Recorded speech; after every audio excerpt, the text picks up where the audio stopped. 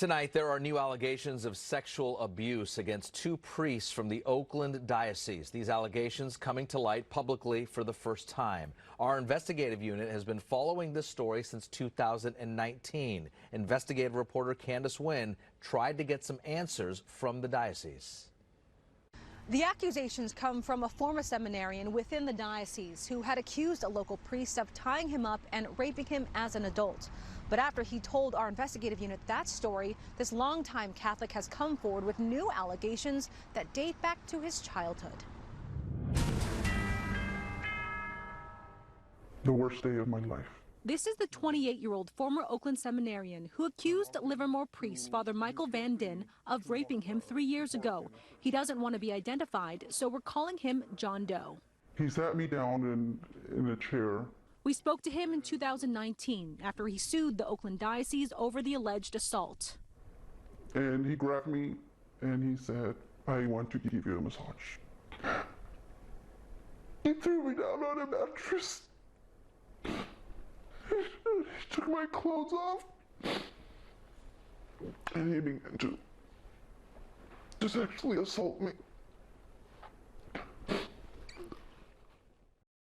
Livermore police searched Father Van Din's living quarters and found a meth pipe and sex toys. Detectives recommended 2 felony charges, including sodomy by force, but the DA never filed, saying there wasn't enough evidence to prove the encounter wasn't consensual.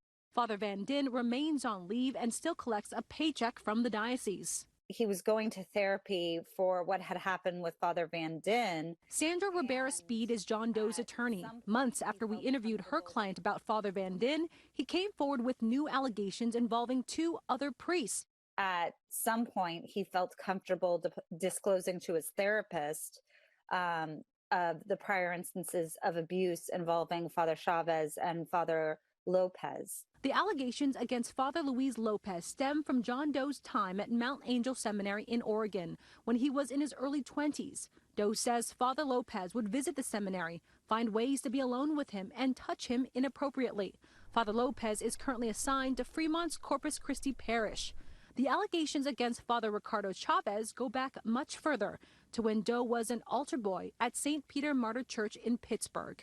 The abuse that began with my client had started, approximately when he was 10 years old and lasted over a decade.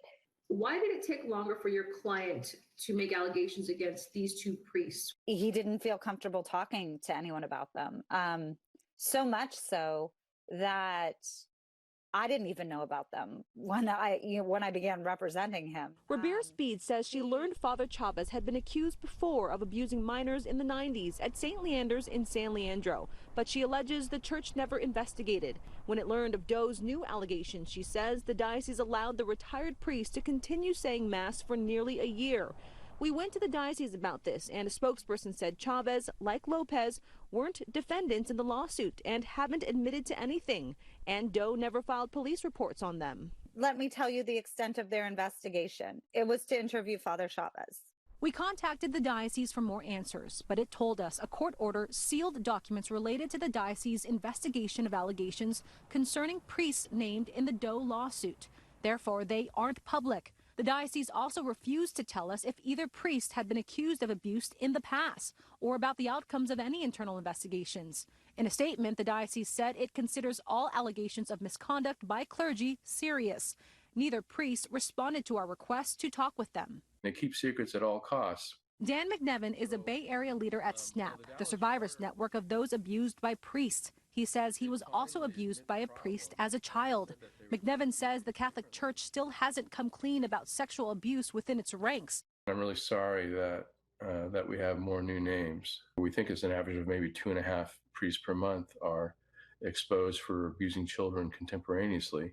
They are allowing these perpetrators to go out and continue to have access to more children.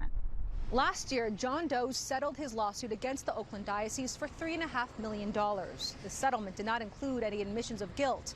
Dioceses across the state may soon face another wave of sexual abuse lawsuits because a new state law has opened a 3-year window for new cases to proceed, cases based on older allegations.